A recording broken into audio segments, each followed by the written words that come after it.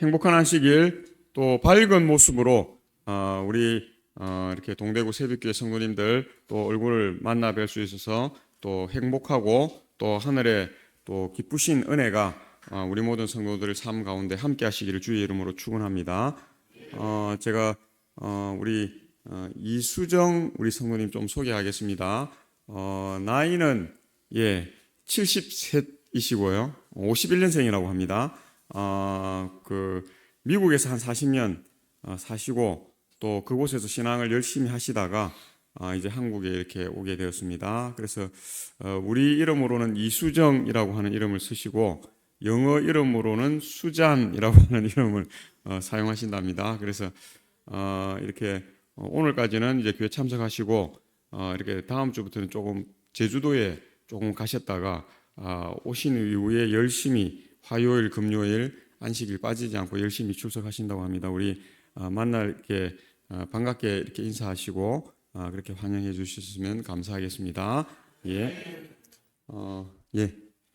우리 오늘 저는 생명과 가죽옷이라고 하는 제목으로 말씀의 은혜를 나누고자 합니다. 우리 창세기 3장 20절로 21절에 있는 말씀 시작하면 함께 읽겠습니다. 시작. 아담이 그의 아내의 이름을 하와라 불렀으니 그 모든 산자의 어머니가 됨이더라. 여호와 하나님이 아담과 그의 아내를 위하여 가죽옷을 지어 입히시니라. 아멘.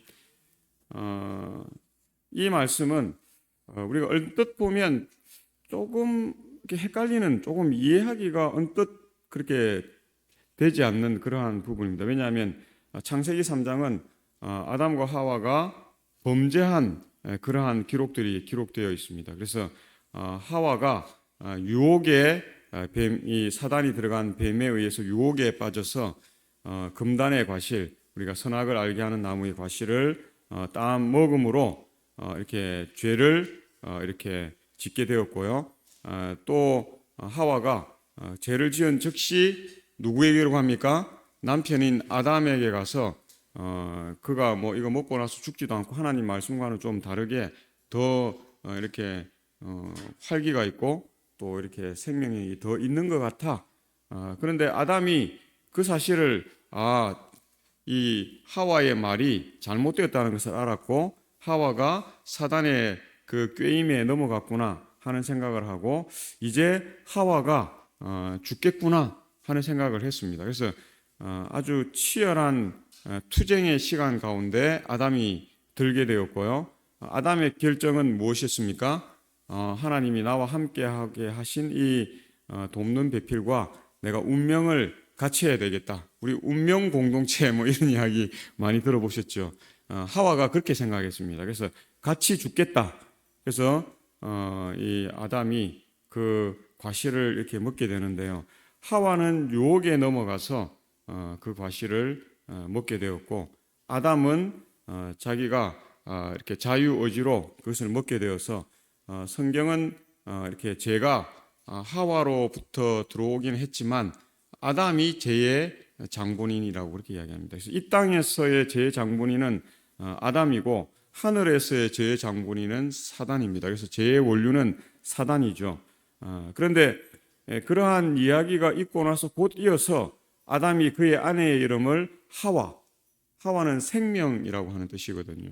그래서 우리 성경 나나주에 보면 하와에다가 이렇게 위첨자로 삼하고 이렇게 가로를 딱 해놓고 나나주에 보면 생명이라고 이렇게 해놨습니다. 그래서 성경은 하와는 모든 산자의 뭐가 되었다고요? 어머니가 됨이더라. 그렇게 이야기합니다. 아담이 자신들이 생명을 잃었다는 것을 알게 되었어요. 그리고 나서 그의 아내를 하와라고 호칭했다 하는 것은 이 하나님의 뜻을 잘 알고 있는 아담이 할 행동은 아니라는 사실을 우리가 보게 됩니다. 그런데 21절에 보면 여호와 하나님이 아담과 그의 아내를 위하여 무엇을 지어줬다고요? 가죽옷을 지어 입혔다고 그렇게 말하는 것을 보게 됩니다. 그래서 그들이 생명을 사랑하고 그들이 잃어버린 것에 대해서 이렇게 그들이 큰 고통을 느끼고, 그래서 하나님께 생명을 구하는 삶으로 그들이 나왔을 때에 하나님이 그들을 버리시지 아니하고, 정말 하나님에게는 치욕적인 일이죠. 아담과 하와가 하늘에서의 그 반역에 동참했다 하는 것 자체는 하나님에게 있어서는 가장 치명적이고 가장 상처가 되는 그러한 심각한 그러한 일이었는데요. 하나님께서 그러한 내색을 하시지 아니하시고 21절에 아담과 그의 아내를 위하여 가죽옷을 지어 입혔다 하는 것입니다. 이 가죽옷은 우리가 잘 아는 대로 짐승이 뭐해야지만요, 희생되어야지만 얻을 수 있는 그러한 것이고, 그것은 성경에서 말씀하시는 것처럼 예수님의 대속을 우리에게 나타내는 그러한 부분이라고 하는 사실을 우리가 보는 것입니다.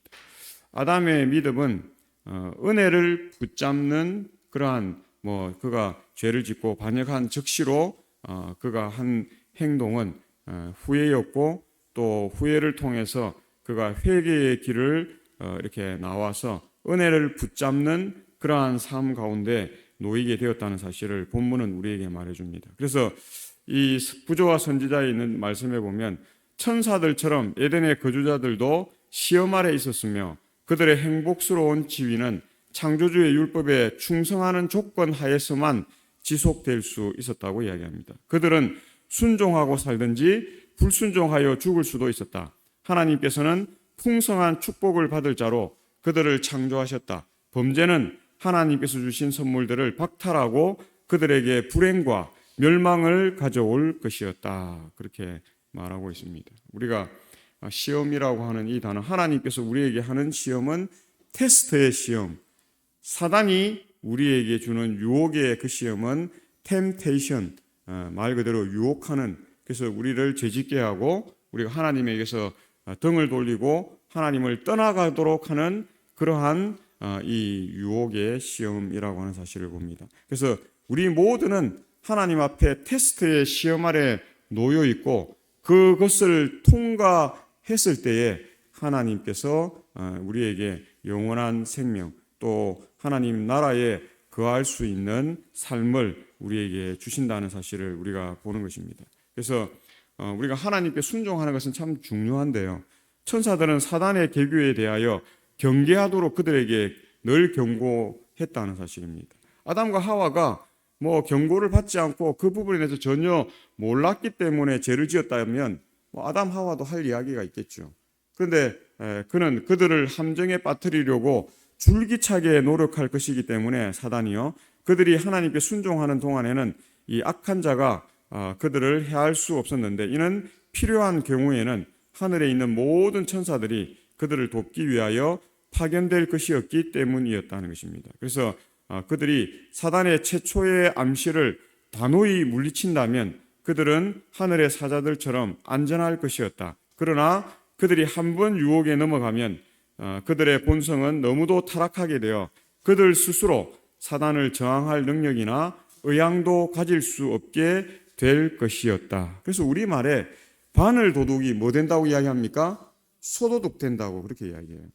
우리가 작은 어떤 일을 처음 할 때는 양심의 가책도 느끼고, 또 작은 일이지만 우리가 좋은 일을 했을 때 양심에 뭘 느낍니까? 기쁨도 느낍니다. 내가 참 좋은 일을 했구나. 뿌듯하죠.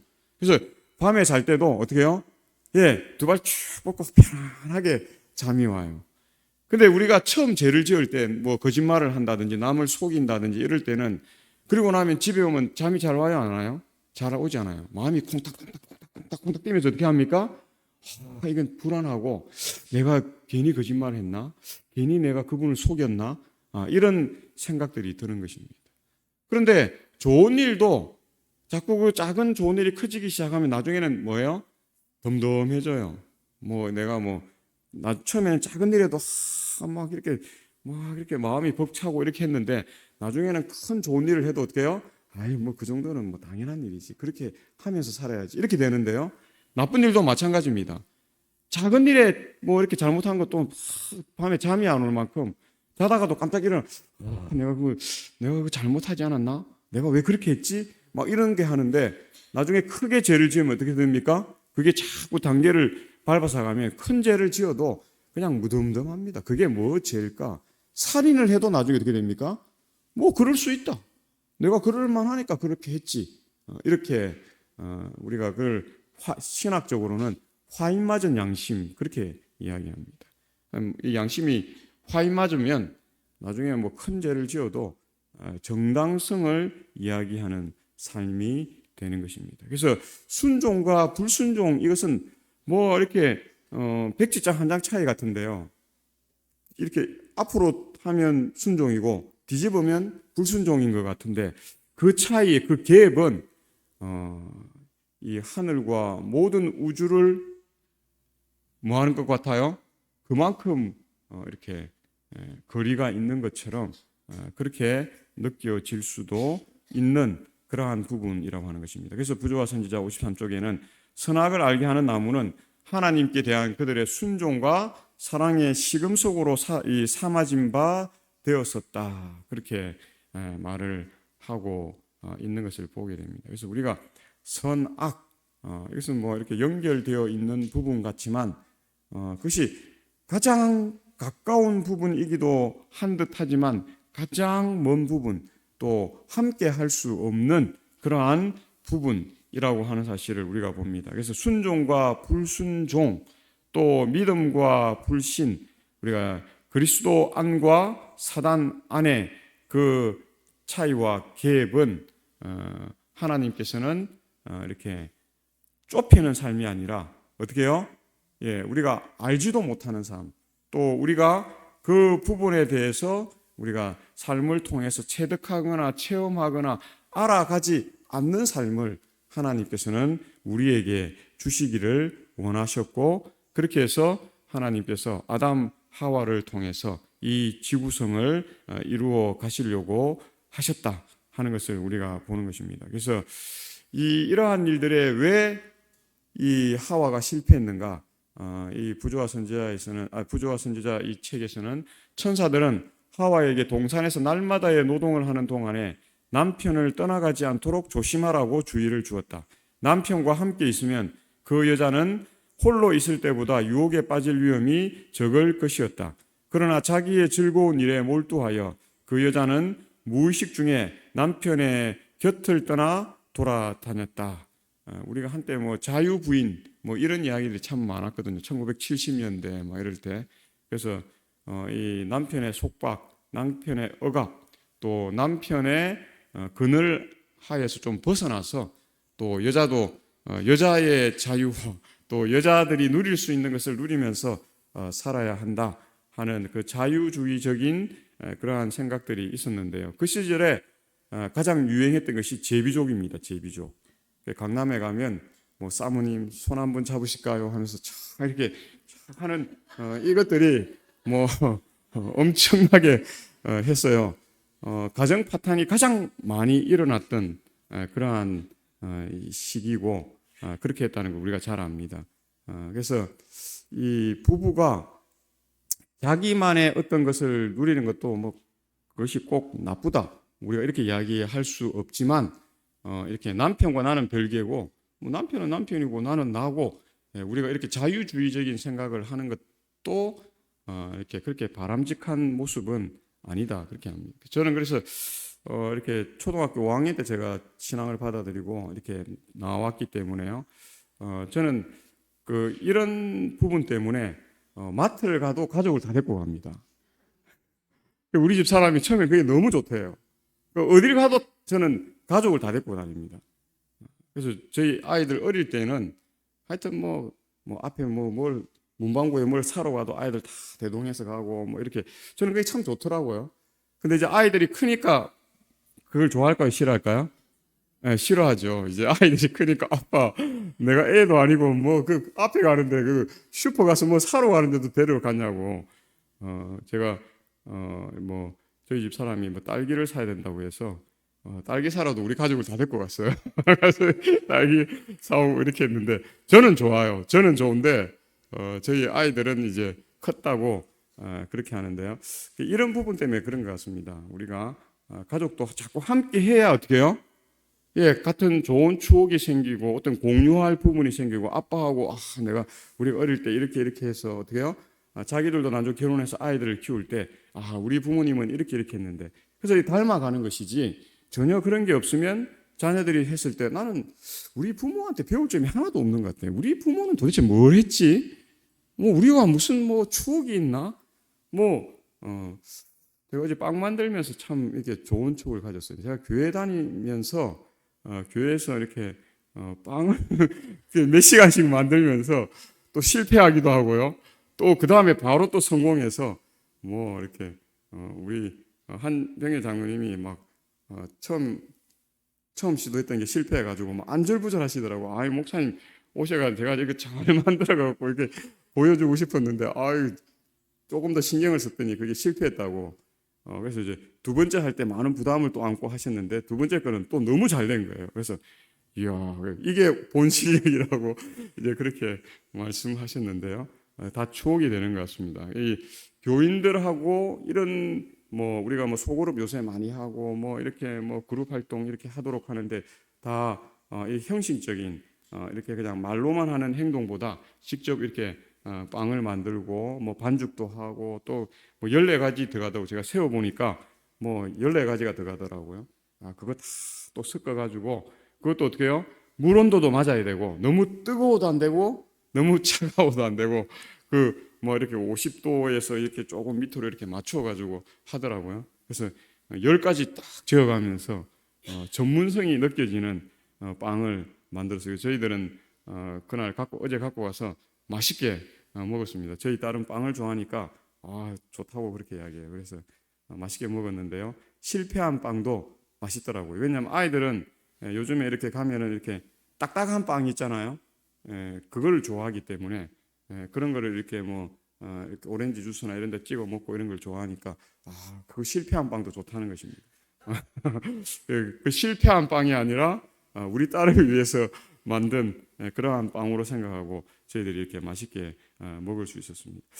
자기의 즐거운 일에 몰두하여서 무의식 중에 남편의 것을 떠나 돌아다녔는데요. 그것이 그에게 가장 치명적인 일이 될 것이라고 아마 하와는 생각하지 않았던 것 같습니다. 하와는 자기가 홀로 있는 것을 알자 위험에 대한 불안을 느꼈으나 자기는 악을 분별하고 대항할 충분한 지혜와 능력을 가졌다고 단정하고 자기의 공포심을 물리쳐 버렸다. 그래서 그러한 그 한 걸음이 그가 죄로 나아갈 수밖에 없도록 했다는 것입니다. 왜 하나님께서 교회를 만드셨을까요? 우리 뭐 한명희 형님 그때 설교할 때 그 이야기하셨는데요. 성도라고 할 때 그 도자는 거룩할 성자와 무리 도자를 씁니다. 성도 에클레시아라고 하는데요. 우리 교회라고 하지 않습니까? 교회는 거룩한 무리들입니다. 이 건물이 교회가 아니고 우리는 뭐 지금은 이제 고위명사가 돼가지고 교회라면 그냥 건물이다 이렇게 생각하는데 하나님의 의도는 건물이 교회가 아니라 누가 교회라고요? 우리들이 교회, 거룩한 무리, 성도가 교회라고 하는 사실입니다. 그래서 광야 교회는 유형의 교회가 건물이 있었습니까? 없었습니까?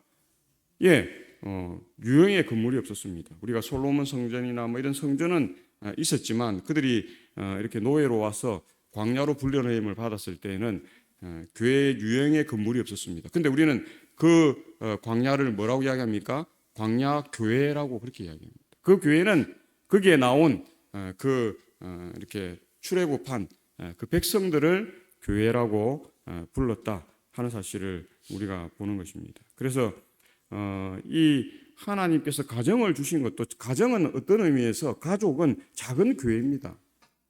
그래서 우리가 뭐 가정하면 우리가 사는 아파트, 우리가 사는 뭐 단독주택, 뭐 집이 이렇게 뭐 가정인 것 같은데 그렇지 않습니다. 우리 구성원들, 우리 아빠, 또 엄마, 또 자녀들, 또 부모들, 뭐 이렇게 같이 뭐 형제도 있을 수도 있죠.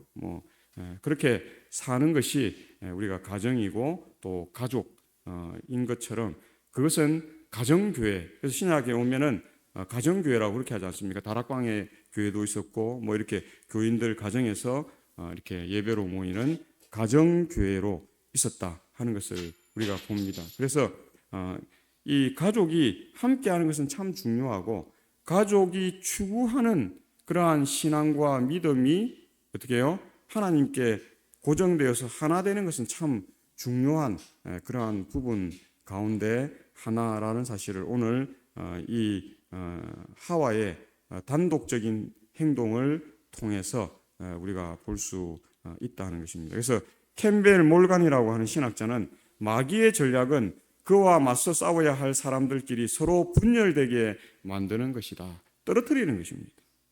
그러니까 하나 되지 못하게 하는 것이죠. 연합하지 못하게 하는 것입니다. 협력하여서 어떤 일을 하지 못하도록 가정에서도 그렇고요. 또 직장에서도 그렇고 교회에서도 그렇고 또 우리가 있는 그곳에서 우리가 하나 되지 못하도록 하는 것, 그것이 마귀의 가장 큰 전략이고 또 그 전략이 뭐 수천 년 동안 가장 잘 먹히는 그러한 전략이라고 하는 것을 봅니다. 제가 부부싸움을 해보니까 그걸 느끼겠어요. 저희 부부가 아주 금슬이 좋은데요. 어떤 이렇게 생각이 좀 달라가지고 좀 부딪히잖아요. 그러면 갑자기 어떤 생각이 드냐면 나는 우리 집 사람하고 죽을 때까지 못 살겠는데 뭐 이렇게 평생을 살아야 돼? 죽을 때까지 살아야 돼? 갑자기 이 생각이 들어요. 그런 생각 들 때 있죠. 부부싸움 하다 보면 내가 이런 남자랑 살아야, 내가 이런 여자랑 살아야 돼? 갑자기 이런 생각이 들 때 있어요. 그럼 그렇게 금슬이 좋다가도 갑자기 어떻게 해요? 한 며칠은 냉랭해져요. 저는 뭐 오래 안 가는데, 저는 하루를 잘 안 넘기는데, 저희 집사람 같은 경우는 저 신혼 초에는 뭐 2주씩 가고 그러더라고요. 그래서 제가 문 앞에서 싹싹 빌었습니다. 무릎 꿇고. 저는 하루를 넘기는 걸 싫어하기 때문에 문을 안 열어줘요. 안방에서. 안방에 들어가야 되는데, 그래서 제가 안방 앞에서 무릎을 꿇고 싹싹 빌었더니 이렇게 문은 열어주고 뭐 제가 옷을 챙겨가고 뭐 이렇게는 하기를 하는데 그래도 2주 가더라고요. 근데 이제 아이들을 낳고 뭐 이렇게 하면서 이제 좀 에너지가 떨어지는지 요즘에는 길어야 뭐 한 하루, 조금 더 길면 독한 마음 먹으면 한 이틀 이래 가는 것 같아요. 그런 모습을 보면 내가 이거 계속 아직까지 뭐 내 인생이 한 40년 남았는데 계속 살아야 되나? 그런 생각이 들어요. 그럴 때는 어떨 때는 이혼해야 되나? 이런 생각이 들 때도 있어요. 근데 이제 얼마 가진 않죠. 저는 뭐 하루를 거의 안 가니까 그렇게 하는데 그럴 때 보면 이 참 그렇게 좋은 사이도 나빠지려면 순식간에, 그래서 제가 이혼하는 사람들을 그 순간에는 이해하겠더라고.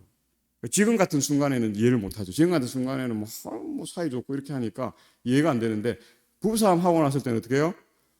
이래서 이혼을 하는구나. 근데 그 순간만 조금 넘기면 어떻습니까? 다시 정상적으로 돌아와요. 내가 엉뚱한 생각을 했구나. 이렇게 되는데 그 순간을 못 넘기면 어떻습니까? 막 피가 거꾸로 솟아오르고 그냥 혈압이 맥박이 뛰면서 쿵쾅쿵쾅쿵쾅쿵쾅 하면서 빨리 헤어져야 되겠다. 이런 생각이 들 때가 있다는 것입니다. 나쁜 여잔가? 그런 생각도 들어요. 근데 그 순간을 넘기고 이제 마음의 평안을 찾으면 내가 참 이상한 생각을 했구나. 이런 일이 됩니다. 왜냐하면 제가 저희 집사람하고 사니까 저희 장인과 저희 처제와 저희 처남들이 어떤 이야기를 하냐면 명은 대단합니다. 그런 이야기예요. 왜 그러냐고 그랬더니 우리 누나는 하루에도 한 10번 성격이 바뀐대요. 뭐 제가 나쁜 의도를 하는 이야기 아닙니다. 이렇게 바뀌는데 우리 아버지 엄마부터 시작해서 우리 형제들은 그걸 잘 못 맞춘대. 그래서 막 짜증내고 화내고 그러면 그냥 비유 맞추느라고 그냥 막 눈치 보고 이렇게 하는데 명 20몇 년 동안 거의 30년 가까이 어떻게 그 성격을 맞추면서 사냐고. 제가 어떨 때 그런 걸 느낄 때가 있어요. 방금은 막 생글생글 웃고 막 전화 받고 뭐 이러다가 그래서 나는 기분이 좋은 것 같다 생각하고 아무 생각 없이 여보 뭐 이렇게 하는데 냉랭해. 아주 냉랭해요. 그럴 때 되면 이게 뭐지? 그래서 또 조심하죠. 그래서 좀 조심해야 되는 거 생각하는데 또 갑자기 나한테 와가지고 여보 뭐 이것 좀 해주세요. 이럴 때는 또 어떻게 해요? 또 엄청 밝게 이야기해요. 남자들은 그런 걸 잘 이해를 못 하거든요. 하루에 이렇게 몇 번씩 바뀌는 거를 남자들은 그걸 힘들어해요.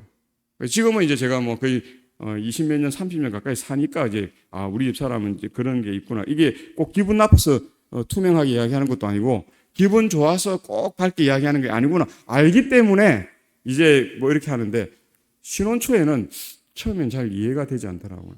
처음에는 와 이래가지고 한 50년, 60년을 살아야 되는데 이 고통스럽겠다. 그런 생각이 들 때가 있었어요. 그런데 그것도 다 지나고 보면 어떻게 해요? 그래서 옛날 어른들이 결혼을 하면 한 20년 가까이는 어떻게 해요? 살아보면 서로의 뭘 알 수 있어요? 예, 진면목을 진가를 알 수 있다고 그렇게 이야기하는 거죠. 그래서 우리가 뭐 결혼 뭐 몇 년 하고 이혼하는 사람들은 서로의 뭘 몰라요? 예, 진면목을 모르고 헤어지고 이렇게 하는 것이지 사람이 살다 물론 뭐 오래 살아도 안 변한 사람은 있겠죠. 다 그런 건 아니겠지만 또 대부분의 사람들은 나이가 들어가면서 서로 맞춰지고 서로 어떻게 해요?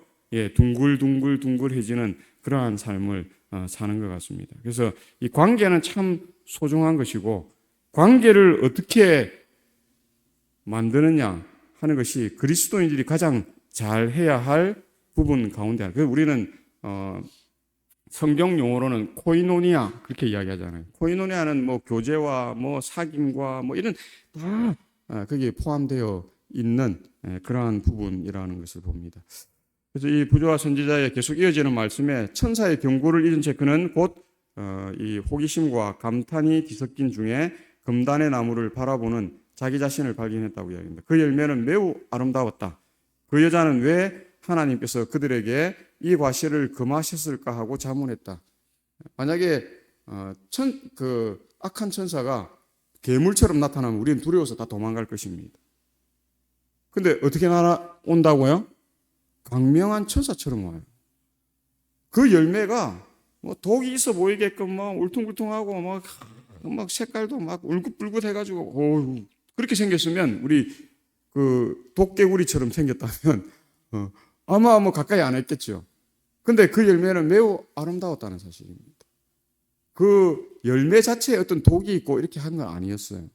그것은 순종하느냐 불순종하느냐에 뭐예요?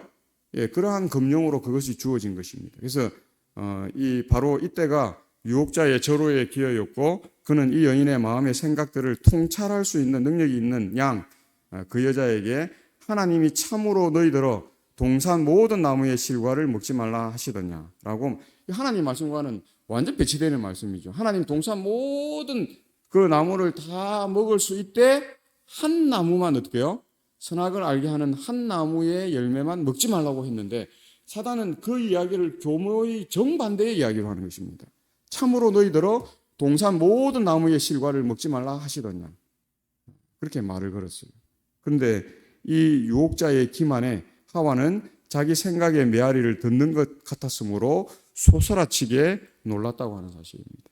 그러나 뱀은 계속하여 음악적인 음성으로 그 여자의 탁월한 아름다움을 교묘히 칭찬하였고 그의 말은 불쾌감을 주지 않았다는 사실입니다. 그 여자는 그곳으로부터 도망하지 않고 뱀이 말하는 것을 듣고자 이상히 여기며 그곳에서 지체하였는데요. 천사와 같은 존재가 그 여자에게 말을 걸었더라면 그 여자의 공포심이 자극되었을 것이다. 그러나 그는 매혹적인 그 뱀이 타락한 원수의 매개물이 될 수 있으리라고는 조금도 생각지 않았다.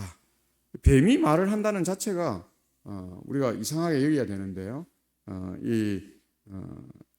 하와는 그것이 매혹적이다라고 생각했고 또 그와 이야기하는 것을 즐겨 하게 되었다. 그래서 우리 성경의 창세기에 요셉의 이야기가 나오지 않습니까? 요셉은 이러한 경우를 만났을 때 어떻게 했습니까? 예, 보디발의 아내가 그를 유혹하려고 하고 그와 동침하기를 원했을 때 그가 어떻게 했어요?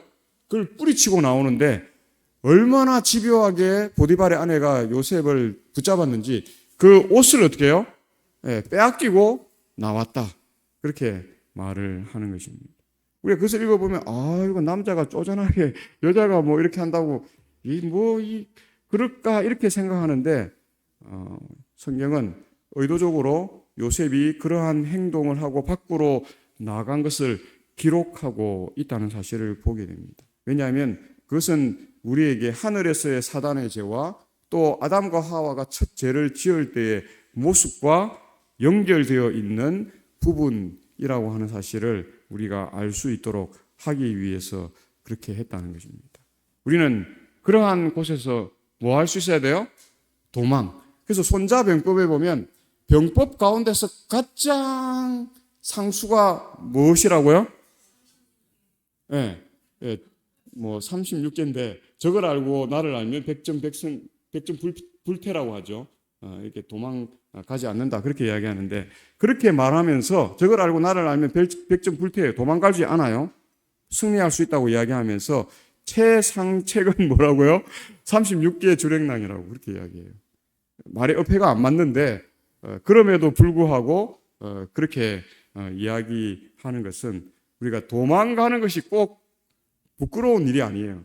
도망가는 것이 꼭 뭐 남에게 어떻게 뭐 이렇게 우리를 뭐 이렇게 낮게 보이고 그런 것이 아니라는 사실을 우리가 보는 것입니다.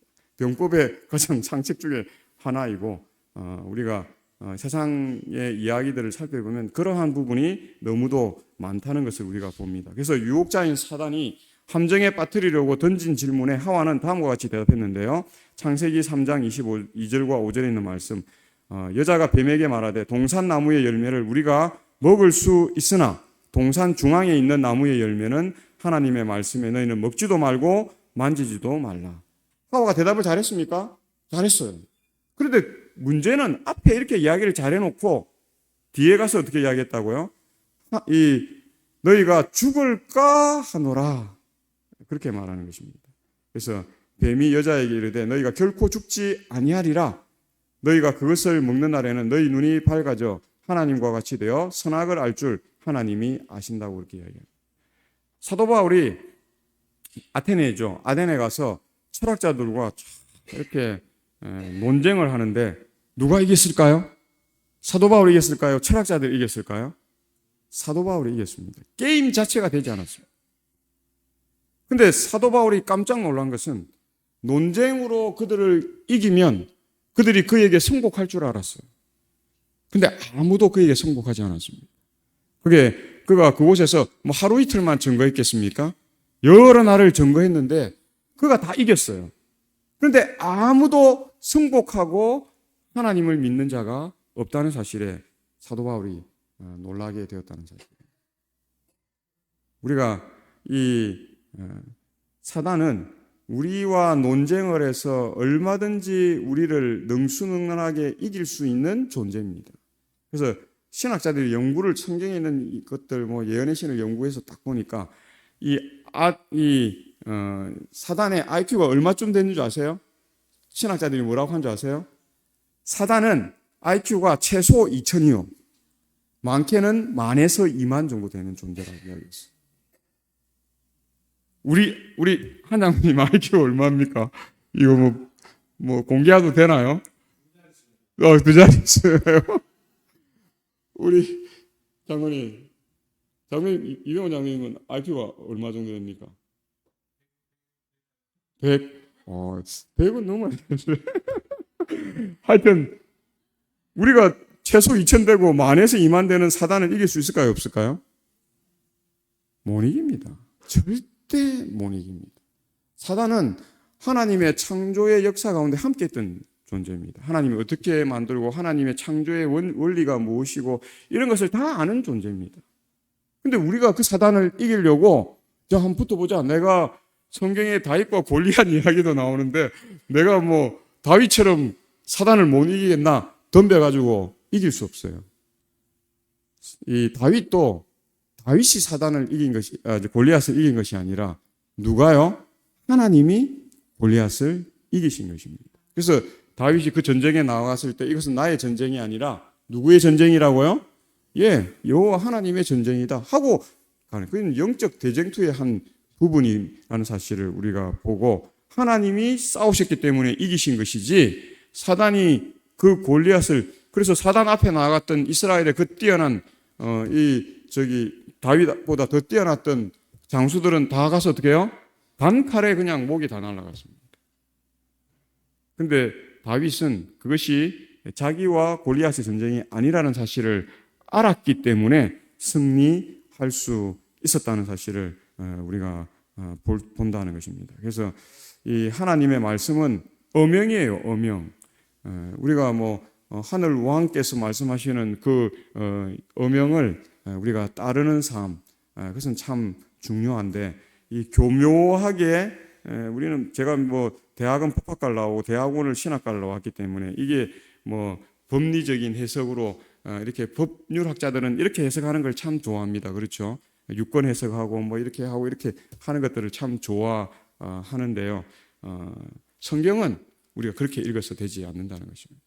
있는 말씀 그대로, 또 한 말씀이 애매하게 느껴질 때는 또 조화되는 말씀들이 있어요. 평행절의 말씀들이 성경에는 반드시 있습니다. 그것을 함께 보면 또 그러한 분명한 말씀이 없을 때는 그러한 이 삶의 자리들이 있습니다. 성경에 그런 말씀을 어떻게 해석해서 어떻게 받아들이고 신앙을 믿음의 노독들이 해왔는가 하는 부분들을 보게 되면 그 이해를 우리가 할 수 있다는 것입니다. 내 판단, 내 생각, 나 중심적인 그러한 이해가 아니라는 사실입니다. 그래서 유혹자는 하나님의 경고는 사실 그대로 성취되지 않을 것이며 단순히 그들을 위협하려고 의도한 것이라고 암시하였다. 그들이 죽는 일이 어떻게 있을 수 있단 말인가? 그들은 이미 생명나무의 과실을 먹지 않았던가? 그래서 성경은 생명나무의 과실도 어떻게 해요? 하나님께 순종하느냐 불순종하느냐가 더 중요한 것이지 그 나무에 어떤 뭐 영원히 살 수 있는 효력이 있는 것이 아니라는 사실을 보게 됩니다. 순종이 어떻게 해요? 하나님의 생명력을 우리에게 주는 것이다. 그래서 진시 황제가 불로초를 찾아서 세계 곳을 이렇게 신하들을 보냈는데 불로초를 찾았어요? 못 찾았어요? 찾았죠. 어떤 거 찾았습니까? 산삼, 뭐 인삼, 뭐 이런 거 찾았는데 진시황 지금 살아 있어요? 살아 있지 않습니다. 우리가 그 불로초라고 부르기도 하죠. 그런 것들을 우리의 삶에 도움이 되고 그렇게 하지만 영원히 살도록 하지 않는다. 그래서 불로초를 찾아 나아갔던 사람들 가운데 단 한 사람도 우리가 영원토록 살 수 있는 것을 찾지 못하고 있다 하는 것을 우리가 보는 것입니다. 그래서 이 하나님께서 이 일들을 통해서 아담의 시대부터 현대에 이르기까지 사단은 이런 방식으로 공작해 왔으며 그는 그것으로 크게 성공하였습니다. 그래서 여전히 그런 일을 합니다. 그래서 그는 하나님의 사랑을 불신하고 그분의 지혜를 의심하도록 사람들을 유혹하는데 그는 이 불경한 호기심의 정신, 하나님의 지혜와 권세의 비밀을 꿰뚫어 보고자 하는 끊임없이 캐묻기를 좋아하는 욕망을 일으키려고 계속 노력하고 있다는 사실을 우리가 봅니다. 그런데 하나님의 말씀은 우리가 아는 바대로 율법의 1.1획도 변경되지 않아요?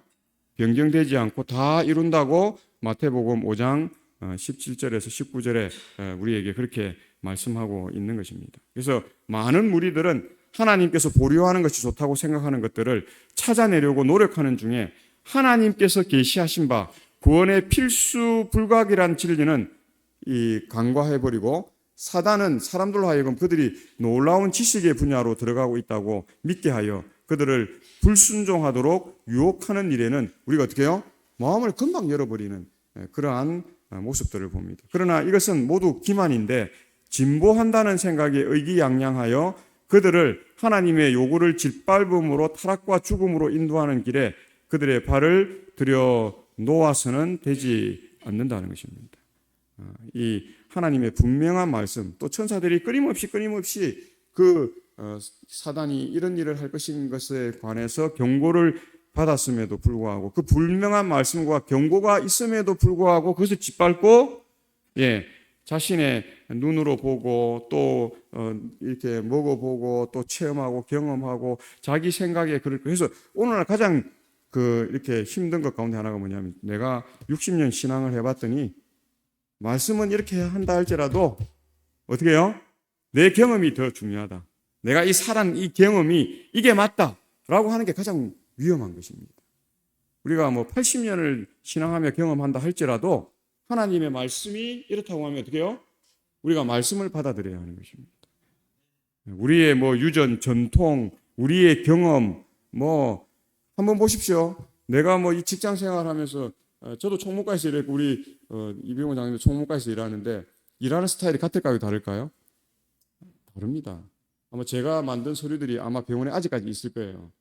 그런데도 불구하고 지금 일하는 사람은 그것만 가지고 일하지 않는다는 사실입니다. 또 자신의 또 맞게 또 바꾸어가면서 일을 하고 그렇게 하는 것입니다. 그래서 저도 그렇게 일을 했어요. 제 있을 때 40년 된 이 총무과에서 일하신 분이 있어가지고 이대로만 하라고 그렇게 이야기해요. 제가 그걸 하나씩 바꿔갔어요.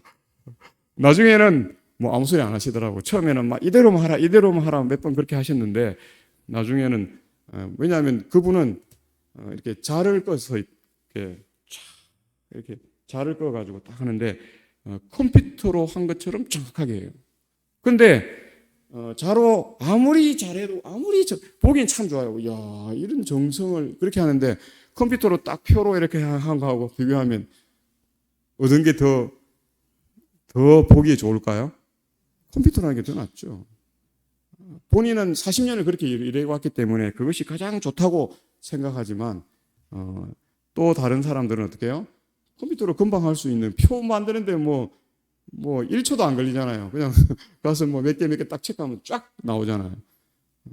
거기에 또 그분은 펜 글씨로 배웠기 때문에 글씨체가 너무 아름다워요. 그런데 컴퓨터 내에서는 글씨체가 수백 가지가 되잖아요. 뭐 수만 가지가 되잖아요. 더 좋은 체를 우리가 찾아서 할 수 있어요, 없어요? 할 수 있는 것입니다. 그러니까 뭐 내 방식이 옳다. 요즘에 우리 기성세대와 젊은 세대들이 자꾸 이렇게 안 맞는 이유가 뭐예요? 요즘 젊은 세대들은 기성세대를 하랑 그 나 때는 이 이야기를 못 받아들이는 것입니다. 저도 저 때가 있을까요, 없을까요? 여기 있는 분도 다 나 때가 있는 것입니다. 그런데 요즘 젊은 아이들 보고 나 때는 이렇게 했기 때문에 이렇게 하라 이러면 아이들이 받아들인다고요, 안 받아들인다고요? 안 받아들입니다. 그래서 이 개입이 옛날 우리 때하고는 뭐 너무 빨리 생기기 때문에 그래서 요즘 아이들은 자기 후배하고 1년 후배하고도 갭이 너무 크다고 이야기한다잖아요. 우리는 뭐 몇십 년 뭐 지금 넘어서 갭을 줄이려고 하는데 요즘 아이들은 뭐 몇 달 차이도 서로 사고가 완전히 다르다. 그렇게 요구하는 그러한 모습을 봅니다. 그래서 하와는 사단의 말을 참으로 믿었으나 그의 믿음이 그에게서 죄의 형벌을 면제시켜 주지는 못하였다는 사실입니다. 그 여자는 하나님의 말씀을 불신하였는 바 바로 이것이 그 여자를 타락으로 이끈 것이었다. 심판의 때에 사람들은 그들이 거짓말을 양심적으로 믿었기 때문이 아니라 진리를 믿지 아니하였기 때문에 진리가 무엇인지 배울 기회를 등한히 하였기 때문에 정죄를 받을 것이다. 그렇지 않다는 사단의 궤변에도 불구하고 하나님께 불순종하는 것은 언제나 비참한 결과를 가져온다. 우리가 심판의 때에 예수님의 재림의 때에 우리가 아무리 뭐 그럴싸한 핑계의 그 구실의 변명을 가지고 있다 할지라도 그것은 통하지 않습니다. 그것은 이 하와나 아담이 얼마든지 핑계대고 성경에 그렇게 핑계대지 않습니까? 그래서 이 티모시 제이 켈러라고 하는 신학자는 우리가 하나님을 신뢰하지 않는 것은 무엇보다 자신의 지혜를 지나치게 뭐하기 때문이라고요? 신뢰하기 때문이다. 그렇게 말하고 있습니다. 그래서 오늘 우리는 누구를 더 신뢰하고 있는가? 예수 그리스도를 아니면 사단을? 길은 두 가지밖에 없습니다. 우리는 길이 많다고 생각하는데 이 세상에 이 정말 근본적인 길은 딱 두 길이에요. 하나는 예수 그리스도의 길이고 하나는 누구의 길이에요? 사단의 길. 그 두 길 외에는 없다는 사실을 우리는 아는 것입니다. 그래서 윌리엄 펜은 그리스도를 닮는 것이 그리스도인이 뭐 하는 길이라고요? 되는 길이다. 우리가 사단을 닮으면서 그리스도의 길이라고 아무리 이야기한들 그것은 받아들여지지 않고 결과적으로 우리 스스로도 그것을 깨닫게 되는 것입니다. 그래서 우리가 파우스트나 뭐 이런 책들을 보면 파우스트 박사가 자기 영혼을 팔았는데 결과적으로 자기가 꿈꾸던 삶이에요? 삶이 아니에요? 아니에요. 그래서 돌이키고 싶었어요. 그래서 그것을 다 갖다 주고 되돌려 달라니까 되돌려 준다고요? 주지 않는다고요? 되돌려 주지 않습니다. 그래서 우리 속담에 엎어진 물은 그대로 담을 수 있을까요? 없을까요? 못 담습니다. 절대 그대로 못 담습니다. 그래서 오늘 우리가 그리스도를 닮는 것이 그리스도인이 되는 길이라는 사실을 우리가 알고, 그래서 진리가 무엇인가, 우리가 진리를 추구하는 사람이 참 중요해요. 그래서 우리는 진리가 무엇인지 알기 위하여 열심을 기울여야 한다. 하나님께서 그분의 말씀 가운데 기록되도록 하신 모든 교훈들은 우리를 경고하시고 교훈하시기 위한 것이다. 그것들은 우리를 기만으로부터 구원하시기 위하여 주어진 것이다. 그것들을 무시하면 우리 자신에게 멸망을 초래할 것이다. 우리는 하나님의 말씀과 모순되는 것은 무엇이든지 그것들이 사단에게서 온 것이라고 확신할 수 있다. 그래서 우리가 이러한 일을 위해서 열심을 기울여야 해요. 뜨거워져야, 차가워서는 되지 않고 뜨거워져야 한다는 사실을 우리가 보는 것입니다. 뜨뜻미지근해서도 안 돼요. 뜨거워져야 하는 것입니다. 아니면 차가워지든지. 그래서 성경은 중간지대가 없다고 이야기해요. 안전지대가 없습니다. 뜨겁든지 차갑든지. 근데 우리가 자꾸 뜨뜻미지근해지려고 하다 보니까 뜨거운 것도 좀 갖고 차가운 것도 좀 가져서 뜨뜻미지근하려고 하니까 토해낼 수밖에 없는 것이 된다는 것입니다. 그래서 고대 근동에 우리가 아는 대로 그곳에 온천이 있었는데 온천에서 이렇게 물이 솟아오를 때는 뜨겁죠. 근데 그것을 어떻게 해요? 먼 길, 몇십 킬로 되는 길까지 끌어와서 그것을 사용하려고 하니까 그 물은 이미 어떻게 됐어요? 오면서 식어가지고 뜨겁지도 않고 차갑지도 않은 뜨뜻미지근한. 그래서 온천도 제가 필리핀에 선교 여행을 이렇게 가보니까요. 그래서 우리가 그 민다나오에 가면 까메긴 섬이라고 하는 그 전도회를 10일 동안 하고 한 이틀을 이제 여행을 좀 하고 이렇게 오는 건데 이 까메긴 섬이라고 하는 데를 가더라고요. 갔는데 거기 가는데 그 필리핀 기사 그 분이 자랑을 여기 가면 냉천이 있고 온천이 있고 너무 좋다는 거예요. 꼭 그곳에 가야 된다는 거예요. 그래서 우리가 배를 타고 거기 갔습니다. 냉천을 갔는데 냉천이 무엇을 냉천이라 하는지 아세요? 빗물을 받아놓은 게 현 냉천입니다. 냉천. 필리핀 나라 더운 나라니까 그곳만 빗물 받아놓은 곳만 들어가도 뭐예요? 네, 몸이 좀 식혀져요.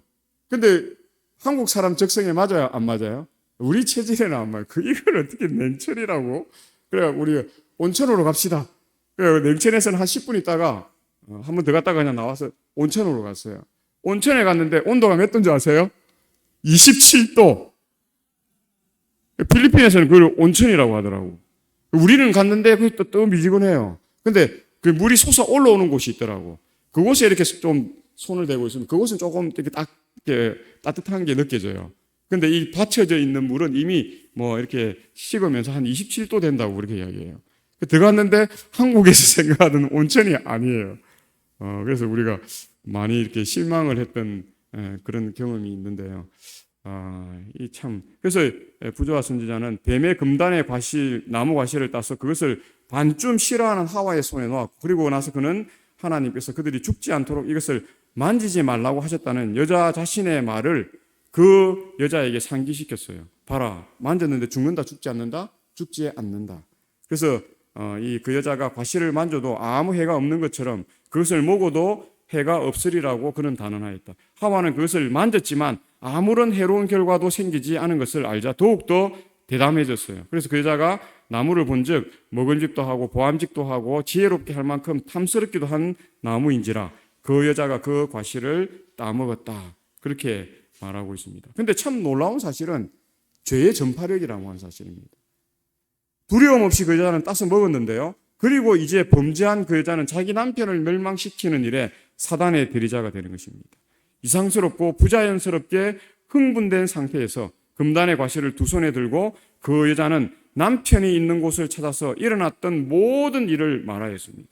아담의 얼굴에는 슬픈 빛이 떠올랐습니다. 그는 놀라고 근심하는 것처럼 보였습니다. 하와의 말을 듣고 그는 그것이 그들이 경고를 받아왔던 원수임에 틀림없다는 사실을 아담은 알았어요. 하나님의 선고대로 그 여자는 죽을 것이라고 아담은 그 여자에게 말을 해주었어요. 죄의 전파력은 참 무섭습니다.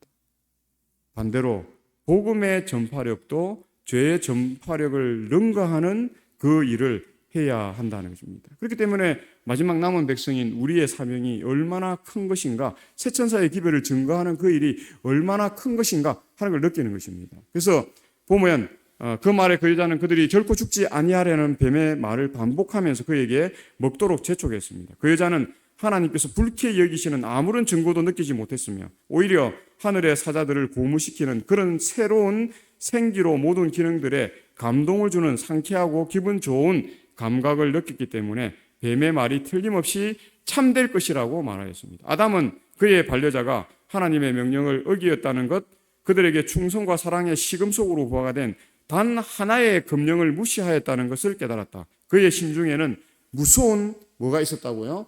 투쟁이 있었다 하는 사실을 보게 됩니다. 단 하나의 금령이에요.